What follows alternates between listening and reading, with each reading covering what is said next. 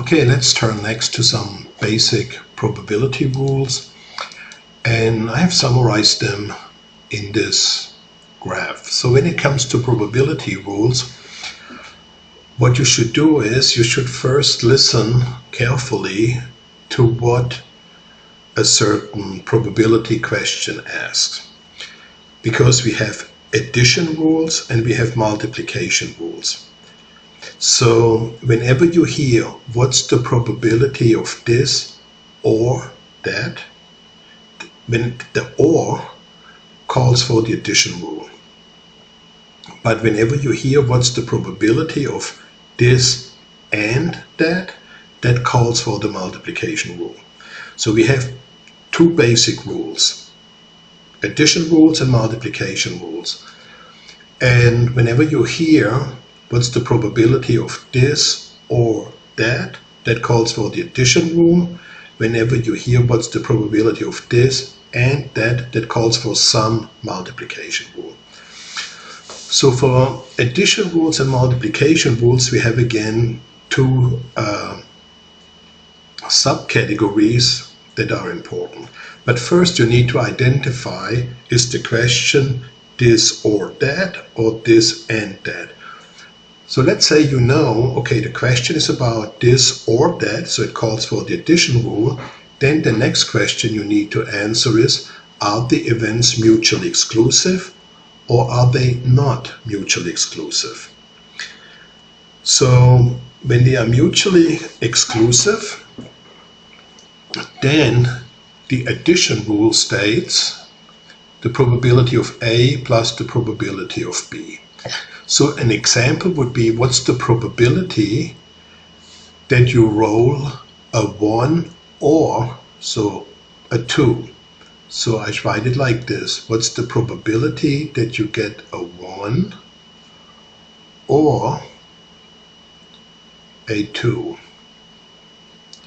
So now we use the addition rule for mutually exclusive events, and the probability that you roll a 1 is 1 over 6. The probability that you roll a 2 is 1 over 6. So the correct answer is 2 over 6, or 1/3. But if we have mutually not exclusive events, so for an example for mutually non-exclusive events would be, what's the probability that you roll an odd number? So what's the probability of odd? Or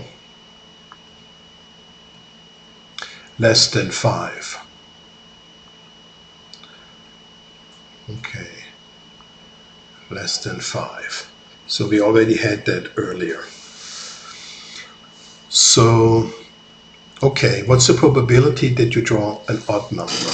So the probability of rolling an odd number is either the 1, the 3, or the 5. So that is 3 out of 6, so that is 1/2.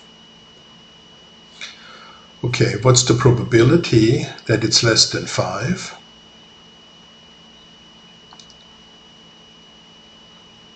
Less than 5. Well, that is 1, 2, 3, or 4. That's 4 over 6. But now we still need to subtract, because now we double counted the ones that are odd and less than 5. So we have to subtract them. So the next question is, what's the probability of odd and less than 5? Okay, so odd and less than 5, that's the 1 and the 3. Right? So that's 2 out of 6, or 1/3. Okay, so now the correct answer for mutually non-exclusive events, it's better to write it like this, mutually non-exclusive.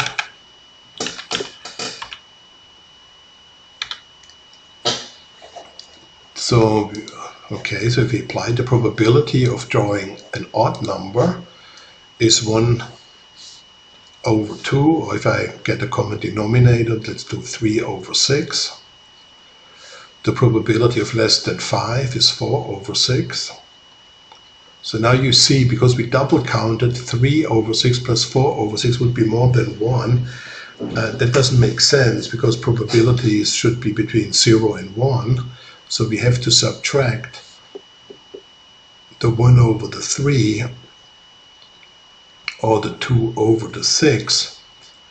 So the probability is 5 over 6. Okay, so this is the addition rule. And again, you always use the addition rule whenever you hear this or that. And then in the next step, you need to find out, are the events mutually exclusive or mutually non-exclusive. Okay, so now let's move to the multiplication rule. So the multiplication rule follows whenever you hear what's the probability of this and that. And then when the events are then in the next question you have to ask, are the events independent or are they dependent on each other? And we said independent events capture the idea of drawing from a bowl with replacement. So let's say, assume that you roll a die twice. So you roll the die twice and you want to know what's the probability that the first one, so first is a 6 and the second is a 6 as well. So now the events are independent, because rolling a 6 in the first roll doesn't take away any 6s in the second roll. So this probability would be 1 over 6 times 1 over 6 or 1 over 36. So that would be an example for the independent events. And if you have dependent events, that would be the idea of drawing without replacement. So let's say you have a bowl or a jar, and in that jar you have 3 cookies. Let's say you have 2 chocolate cookies and 1 vanilla cookie. And you want to know what's the probability that in the first draw you get the chocolate cookie, and in the second you also get the chocolate cookie. So now, in the first case, the probability that you get the chocolate cookie is 2 over 3. But if you took the chocolate cookie, so now you have only a chocolate cookie and a vanilla cookie left. So that's why we write the probability of A and B is the probability of A and the probability of B given that A has occurred. So if you already drew a chocolate cookie, then you're only left with a vanilla and a chocolate cookie. Then drawing the second chocolate cookie is 1 over 2. So in this case the answer is 2 over 6 or 1/3. So because this one here that would be 2/3, but then once we draw a chocolate cookie there's only vanilla and the chocolate left, and then we still have here 1/2.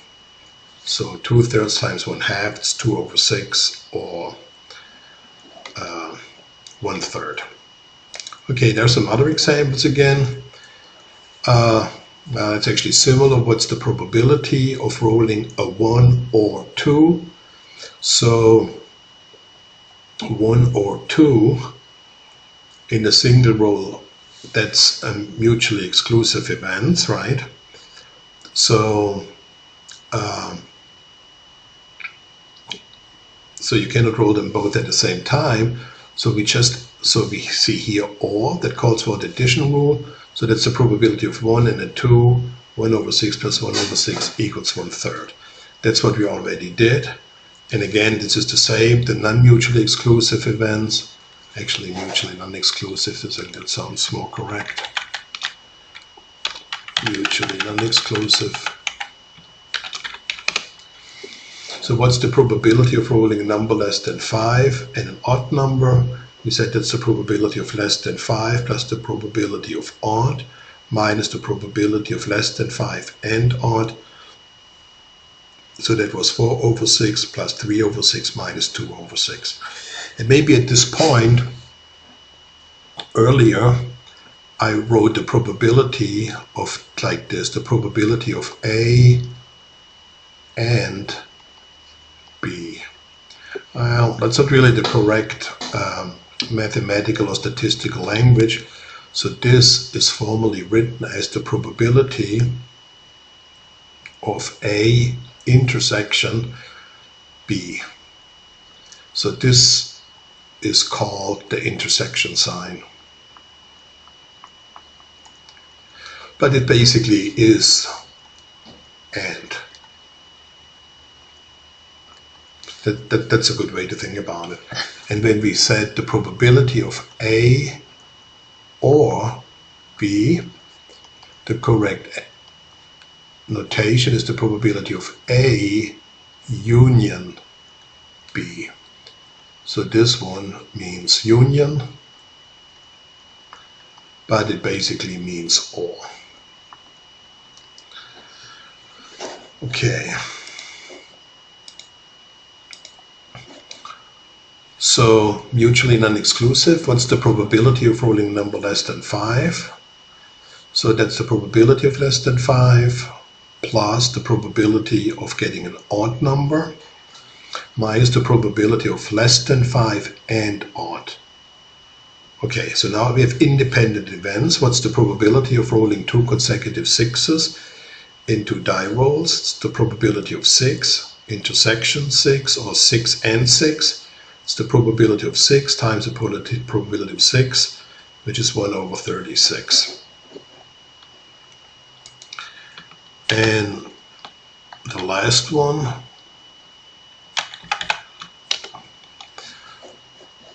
what's the probability of drawing from a cookie jar with 3 vanilla cookies and 2 chocolate cookies, both chocolate cookies? Okay, so now we have more chocolate cookies like in the previous example. Or then in the previous example. Okay, so now what do we have? We have from cookie jar 3 vanilla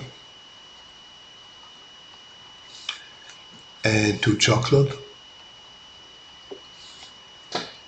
So what's the probability that we get both chocolate cookies? Okay, so what's the probability that the first one is a chocolate cookie? That's 2 over 5. So the probability that the first equals chocolate and, so we use intersection, the second is a chocolate.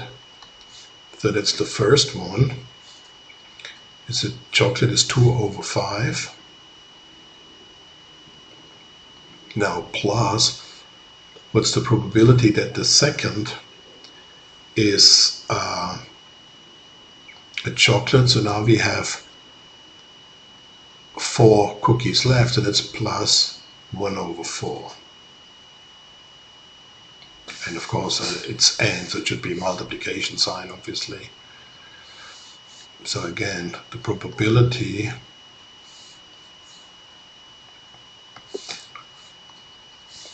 so here, let's put here, of course that should be at times. So now after I have taken the first chocolate cookie, I have 1 chocolate cookie left. out of 4, so times 1 over 4. So the answer is 2 over 20, or 1/10. Okay, so those are the examples for mutually exclusive, mutually non-exclusive, independent and dependent events. So the formulation of independent events can also be used to make an independence test. So remember, we said if two events are independent, so the probability of A and B, but they're independent, then we write probability of A and B. If they are independent, we write the probability of A times the probability of B. So that was the example when you roll a die twice. What's the probability that in the first one you get a 6 and in the second roll you get a 6 as well? 1/6 over 1/6 times 1 over 36. But if the events are independent and not independent, dependent on each other, we write the probability of A and B equals the probability of A times the probability of B given, so this vertical bar means given that A has occurred. So it's a probability of A and B. So then, when we get the same result, then the events must be independent, right? So in other words, if we have, this is for independent events. So the first one was for independent events.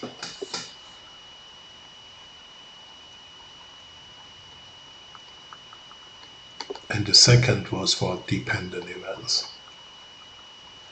But if there is no difference in the probability, the events must be independent.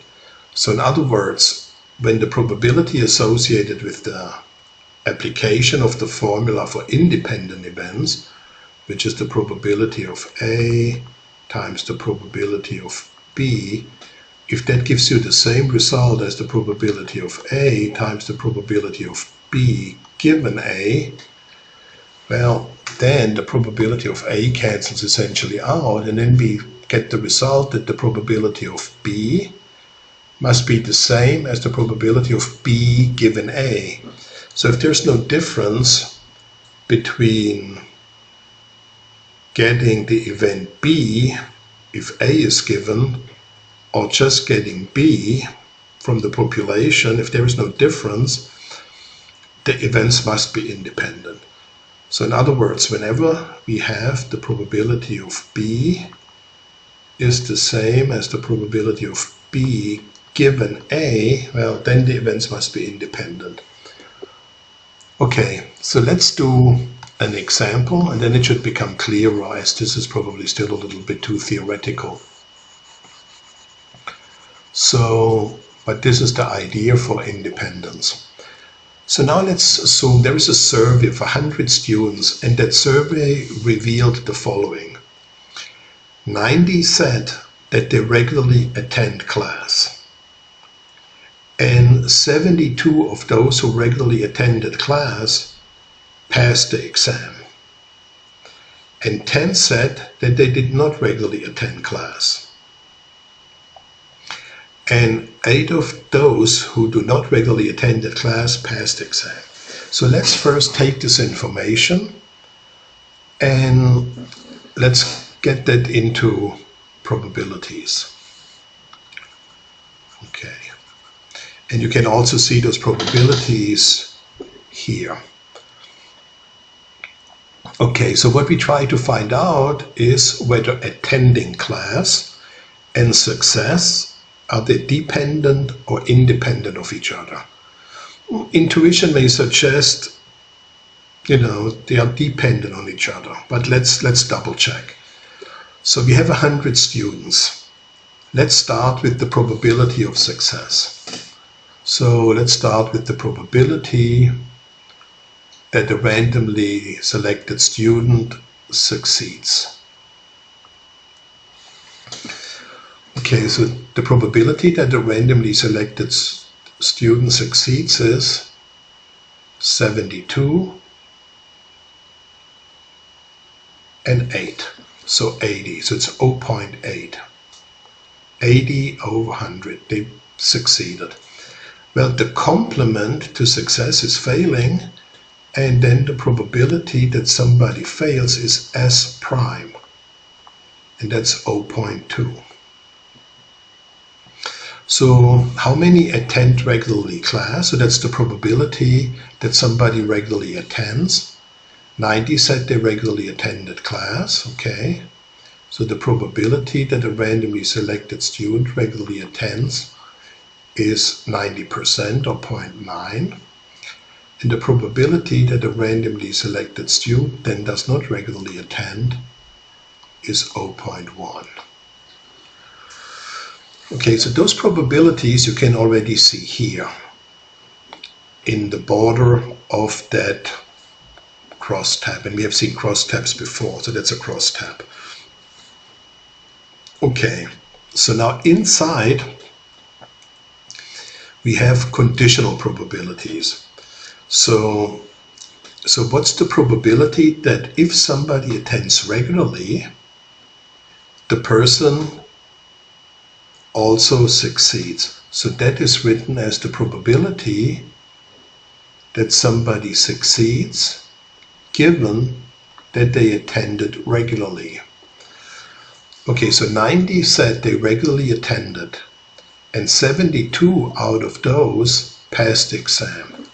So the probability of success given that they attend is 72 over 90, which is equal to 0.8. So that means that the probability of failure, that's the complement, given that they regularly attend, is 0.2. Okay, so the next question is, what's the probability that they succeed given that they do not attend regularly? So 10 said that they did not regularly attend class, and 8 of those who not regularly attended class passed the exam. So that is 8 out of 10, or also 0.8.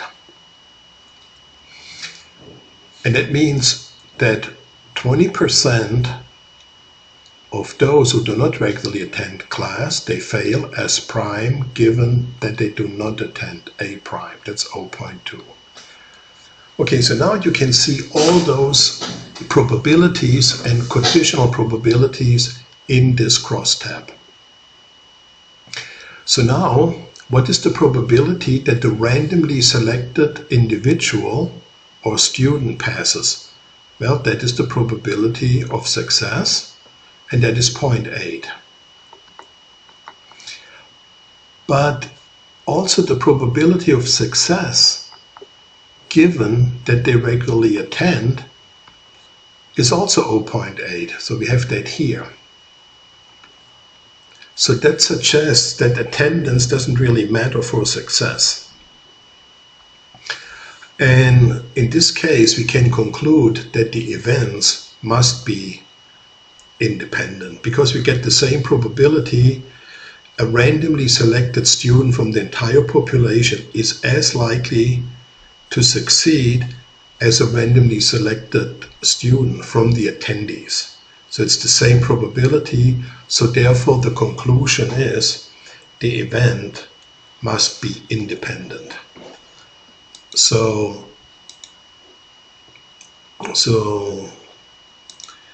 let's do another example. So here we can fill something out.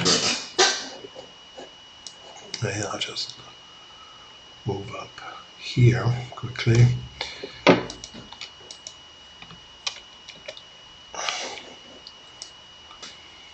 Okay, so now we have a survey of 100 students, and they revealed the following. 80 said that they regularly eat fast food. Okay. And 56 of those who regularly eat fast food report occasional stomach pain. Okay, so this is the probability that someone is a fast food eater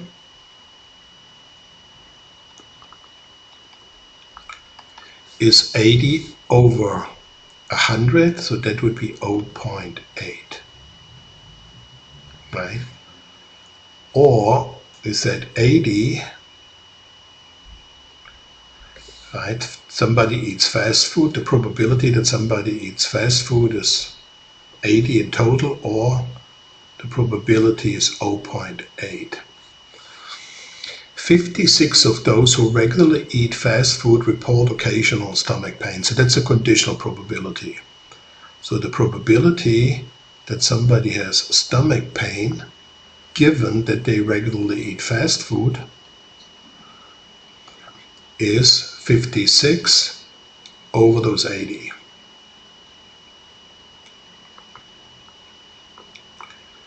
Which is 0.7. So the probability that somebody has stomach pain, given that they are fast food, it is 56 in total. And the probability is 0.7.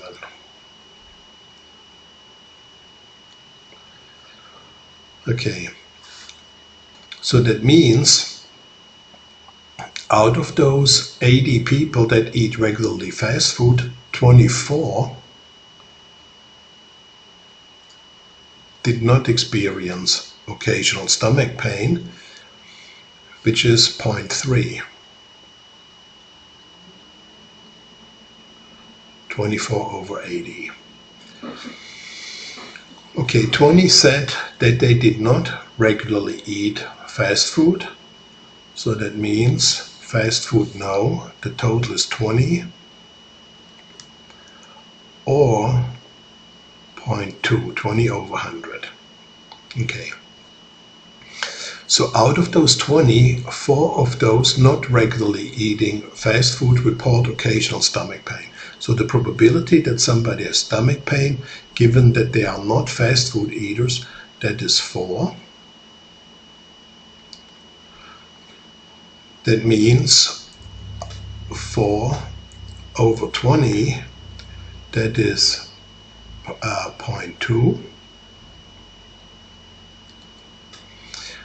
And that means 16 did not report stomach pain, so that's stomach pain prime, given that they are not regularly fast food eaters. So that's 16 over 20, that's 0.8. Okay, so now we notice also from this crosstab, we already can tell 60 people report stomach pain, 40 did not. So the probability that a randomly selected person is a stomach pain